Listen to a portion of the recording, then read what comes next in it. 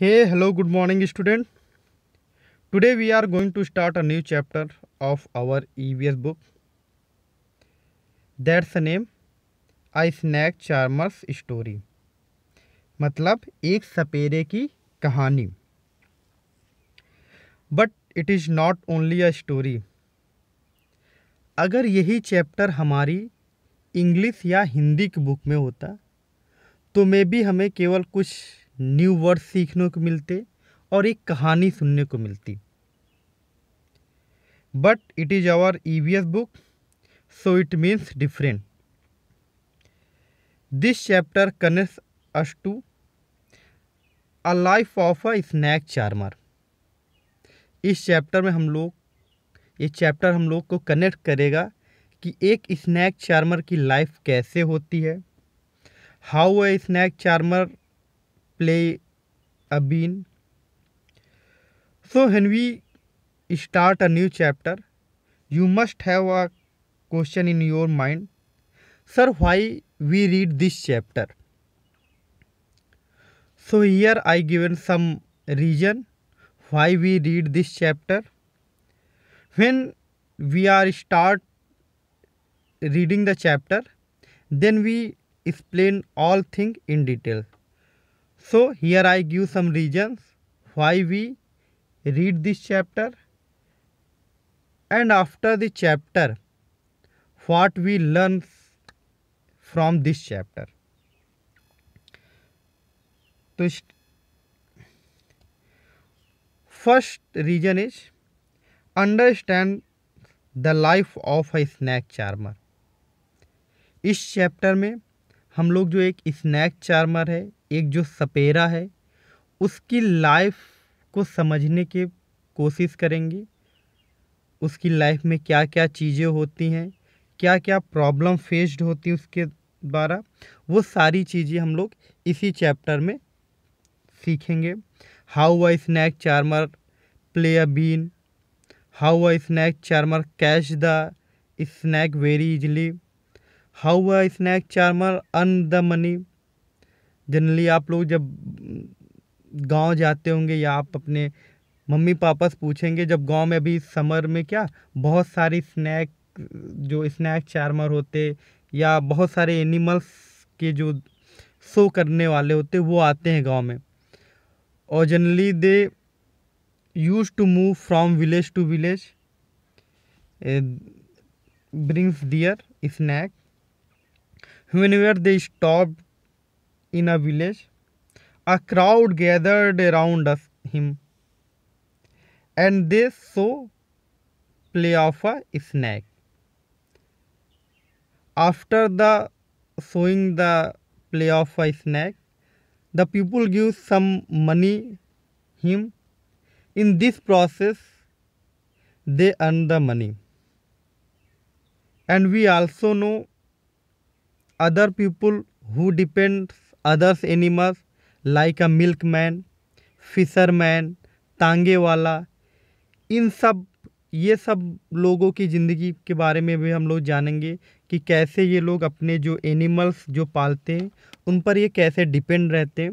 जैसे एक मिल्कमैन है, दूध वाला है, वो क्या अपने जो जानवर है तो उनसे दूध निकाल कर मार्केट में बेचता है और फिर पैसे अर्न करता है. या एक फिशरमैन है, वो क्या फिश पकड़ता है और उसके बाद जाके मार्केट में सेल करता है.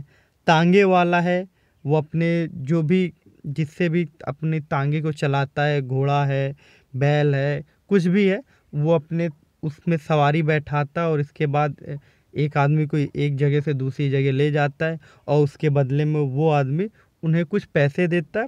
इस तरह वो लोग अपनी क्या सारे पैसे की अर्निंग करते हैं और अपनी लिवलीहुड चलाते रहते हैं. Other point is to identify poisonous snakes and non poisonous snake. इसी चैप्टर में हम लोग पढ़ेंगे कि बहुत सारे स्नैक हैं जो पॉइजनस हैं, बहुत सारे स्नैक हैं नॉन पॉइजनस हैं.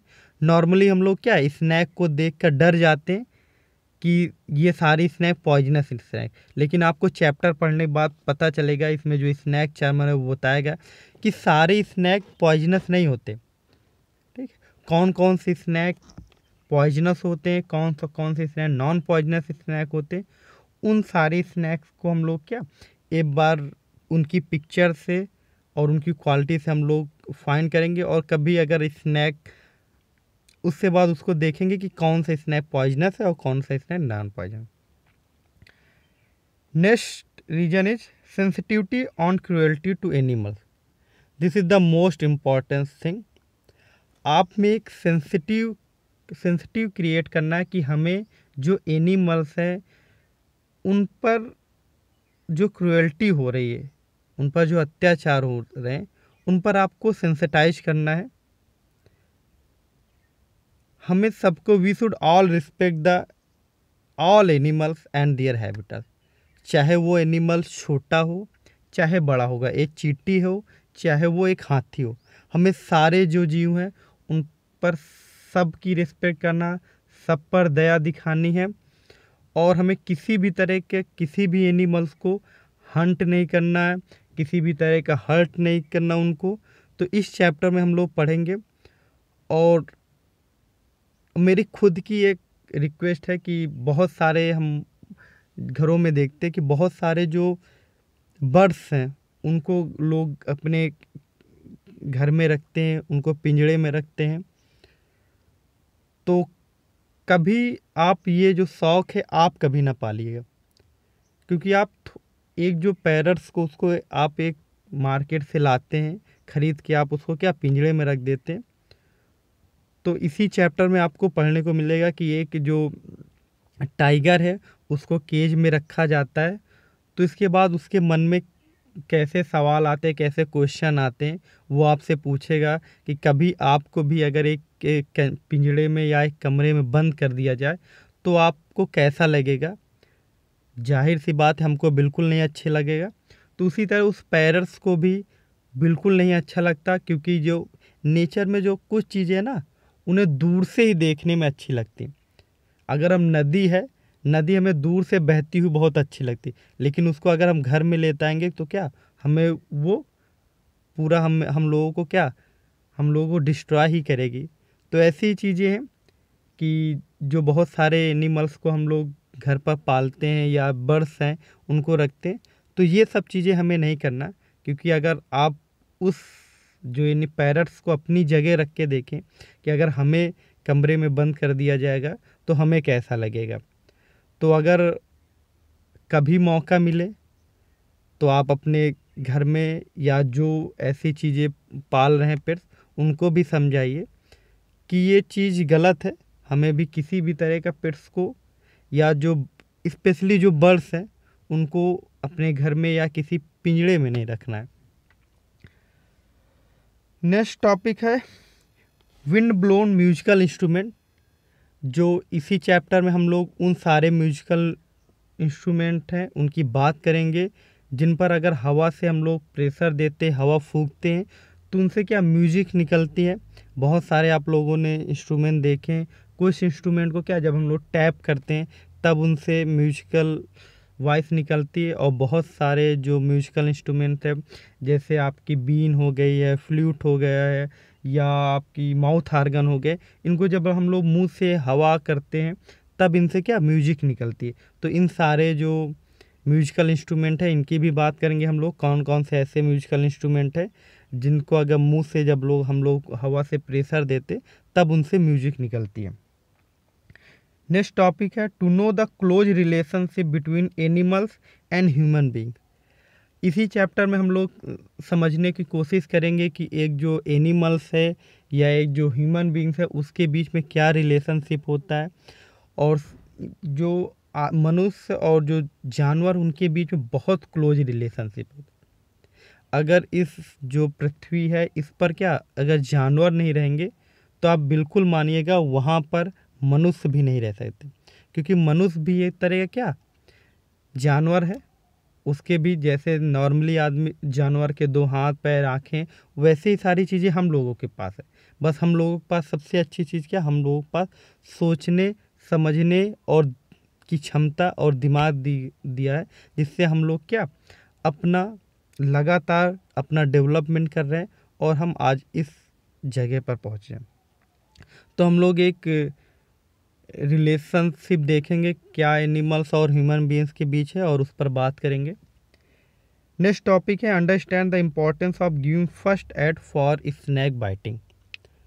अगर किसी को स्नैक बाइट करता है, किसी को स्नैक काटता है, तो उसको फर्स्ट एड क्या दिया जाए। फर्स्ट एड का मतलब होता है कोई भी एक्सीडेंट होने पर हमें जो इमीडिएटली, जो तुरंत दिया जाने वाला ट्रीटमेंट है, जो ट्रीटमेंट तुरंत दिया जाएगा, उसको हम लोग फर्स्ट एड के नाम से जानते हैं। जैसे नॉर्मली, और ये जो फर्स्ट एड है वो पूरी तरह का ट्रीटमेंट नहीं है कि पूरा इलाज है, लेकिन ये सबसे ज़रूरी चीज़ है। अगर हम लोग किसी भी सड़क पर जा रहे हैं और किसी का एक्सीडेंट होता है, तो नॉर्मली उस केस में बहुत सारा ब्लड निकलता है, और जिससे बहुत सारा ब्लड निकलने के बाद उस आदमी की डेथ हो जाती है। तो अगर उसको फर्स्ट एड मिलता है तो उसका जो ब्लड है वो रुकता है, तो हम लोगों की, उसकी जो लाइफ है वो बचती है। तो फर्स्ट एड की इम्पोर्टेंस क्या है, और हम लोग कैसे फर्स्ट एड बनाएंगे भी, ये सारी चीज़ें भी बात करेंगे। और सो इस चैप्टर में यही सारी चीज़ों को हम लोगों को पढ़ना है, इन सब चीज़ों को समझना है।